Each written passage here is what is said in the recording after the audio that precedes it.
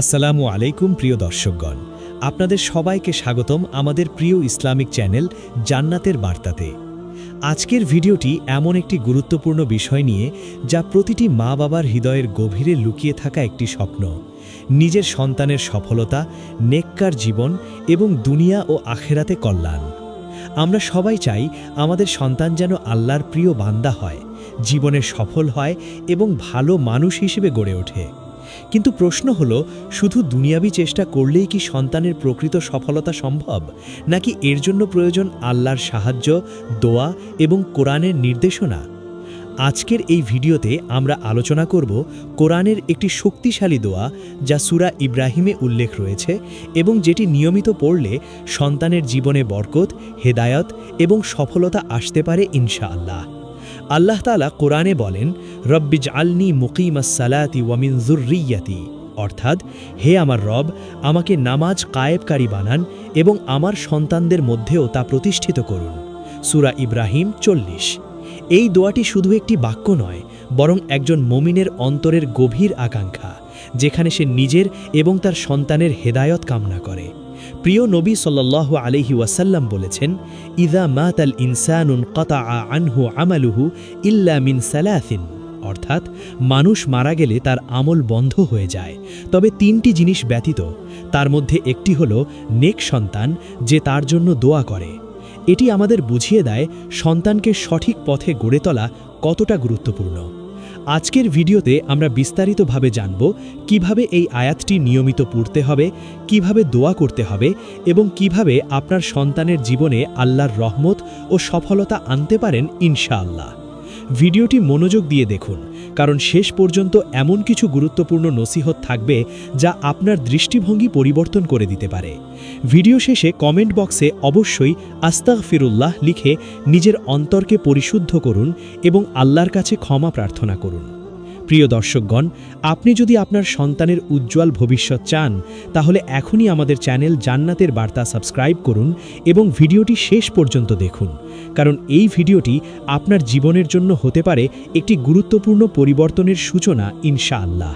প্রিয় দর্শকগণ, আমরা এখন মূল আলোচনায় প্রবেশ করছি, যেখানে আমরা জানব সূরা ইব্রাহিমের সেই গুরুত্বপূর্ণ আয়াতটি, যা নিয়মিত পড়লে সন্তানের জীবনে বরকত, হেদায়েত এবং সফলতা আসতে পারে ইনশাআল্লাহ। আল্লাহ তাআলা কোরআনে বলেন, রব্বিজআলনি মুকিমাস সালাতি ওয়া মিন যুররিয়্যাতি রব্বানা ওয়া তাকাব্বাল দুআ, অর্থাৎ, হে আমার রব, আমাকে নামাজ কায়েমকারী বানান এবং আমার সন্তানদের মধ্যেও তা প্রতিষ্ঠিত করুন। হে আমাদের রব, আমার দোয়া কবুল করুন। সূরা ইব্রাহিম 40। এই আয়াতটি একটি শক্তিশালী দোয়া, যা হযরত ইব্রাহিম আলাইহিসসালাম তার নিজের এবং তার সন্তানদের জন্য করেছিলেন।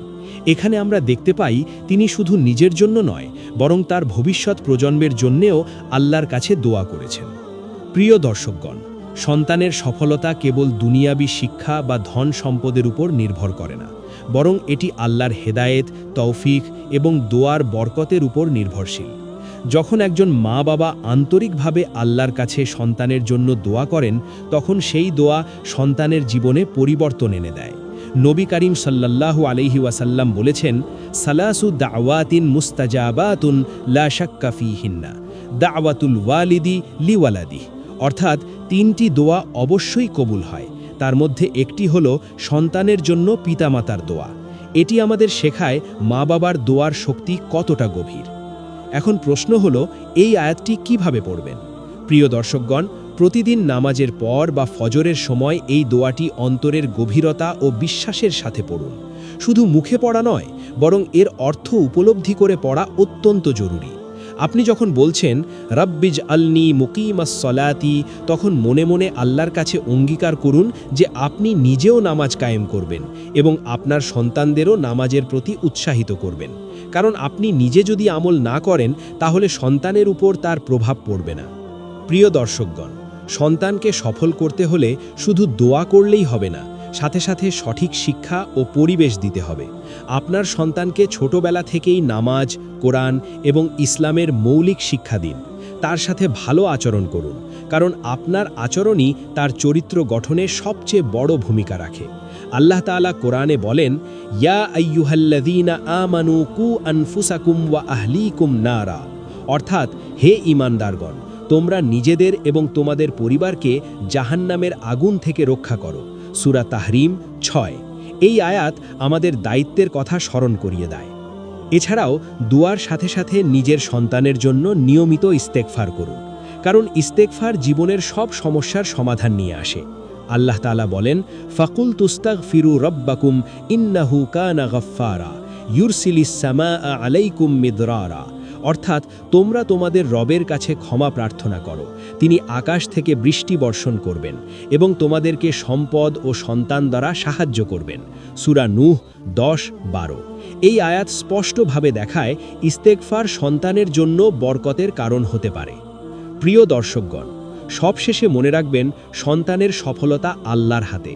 আপনার দোয়া, চেষ্টা এবং আল্লাহর উপর ভরসা, এই তিনটি জিনিস একত্রিত হলে আপনার সন্তান অবশ্যই সফল হবে ইনশাআল্লাহ। আজ থেকেই এই আয়াতটি নিয়মিত পড়া শুরু করুন এবং আল্লাহর কাছে আপনার সন্তানের জন্য দোয়া করুন।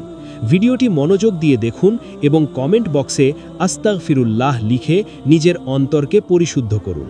ইনশাআল্লাহ আল্লাহ আমাদের সবাইকে নেক সন্তান দান করুন এবং আমাদের সন্তানদেরকে দুনিয়া ও আখেরাতে সফল করুন। আজকের ভিডিওটি এখানেই শেষ করছি। আমরা জানলাম কিভাবে সূরা ইব্রাহিমের একটি শক্তিশালী দোয়া আমাদের সন্তানের জীবনে সফলতা, হেদায়েত এবং বরকত নিয়ে আসতে পারে। আমরা বুঝতে পারলাম যে শুধু দুনিয়াবি চেষ্টা নয়, বরং আল্লাহর কাছে আন্তরিক দোয়া, ইস্তেগফার এবং নিজের আমল ঠিক রাখা, এই তিনটি বিষয়ই সন্তানের উজ্জ্বল ভবিষ্যতের জন্য সবচেয়ে গুরুত্বপূর্ণ। কোরআনের এই দোয়া, রব্বি জাআলনি মুকিমাস সালাতি ওয়া মিন যুররিয়াতি, আমাদের শেখায় প্রথমে নিজেকে সংশোধন করতে হবে, তারপর সন্তানদের জন্য আল্লাহর কাছে সাহায্য চাইতে হবে। প্রিয় দর্শকগণ, মনে রাখবেন, সন্তান আল্লাহর একটি আমানত, তাদেরকে সঠিক পথে পরিচালিত করা আমাদের দায়িত্ব।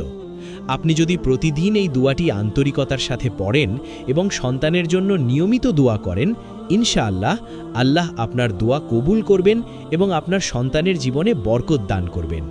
নবী করিম সাল্লাল্লাহু আলাইহি ওয়াসাল্লাম বলেছেন, পিতামাতার দোয়া সন্তানের জন্য কখনোই বিফল যায় না, তাই কখনো হতাশ হবেন না, বরং ধৈর্য ধরে আল্লাহর উপর ভরসা রাখুন। ভিডিওটি যদি আপনার ভালো লেগে থাকে এবং উপকারী মনে হয়, তাহলে অবশ্যই লাইক দিন, শেয়ার করুন আপনার প্রিয়জনদের সাথে, যাতে তারাও এই গুরুত্বপূর্ণ দোয়ার ফজিলত জানতে পারে। ভিডিও শেষে কমেন্ট বক্সে আস্তাগফিরুল্লাহ লিখে নিজের অন্তরকে পরিশুদ্ধ করুন এবং আল্লাহর কাছে ক্ষমা প্রার্থনা করুন। সব শেষে আমাদের প্রিয় চ্যানেল জান্নাতের বার্তা সাবস্ক্রাইব করতে ভুলবেন না, কারণ আমরা নিয়মিত কোরআন ও সহিহ হাদিসের আলোকে এমন গুরুত্বপূর্ণ বিষয় নিয়ে ভিডিও নিয়ে আসি। আল্লাহ আমাদের সবাইকে নেক সন্তান দান করুন, আমাদের দোয়া কবুল করুন এবং আমাদের সন্তানদের দুনিয়া ও আখেরাতে সফল করুন। আমিন।